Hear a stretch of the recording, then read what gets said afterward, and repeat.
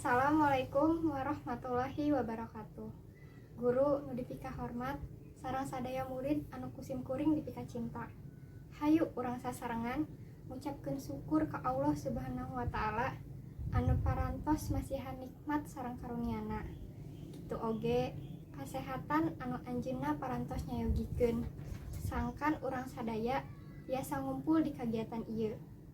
Sholawat sinareng salam ulah hilap urang panjatkeun ka Nabi Muhammad sallallahu alaihi wasallam serta kanggo keluargana, para sahabatna jeung urang sadaya salaku umatna nepi ka akhir zaman. Amin ya robbal alamin. Hadirin anu kusim kuring dipika hormat, dina kesempatan ieu kuring bade ngadugikeun biantara ngeunaan kasehatan. Ngomongkeun ngeunaan kasehatan teu tiasa papisah ti kabersihan lingkungan di sabudureun urang.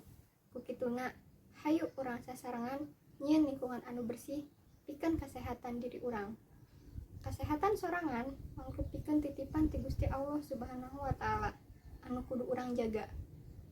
Nangetan gaya hirup sehat, tuang-tuangan anu sehat sareng seueur nutrisina, ngajaga kabersihan diri sareng lingkungan eta sadayana anu kudu dilakukan ku urang.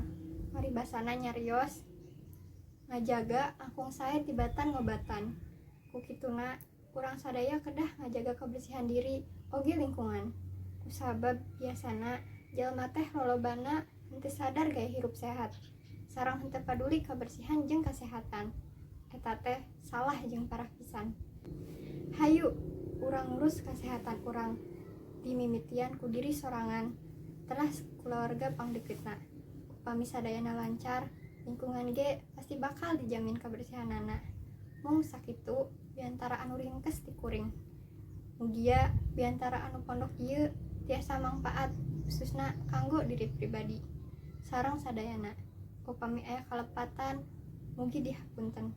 Wassalamualaikum warahmatullahi wabarakatuh.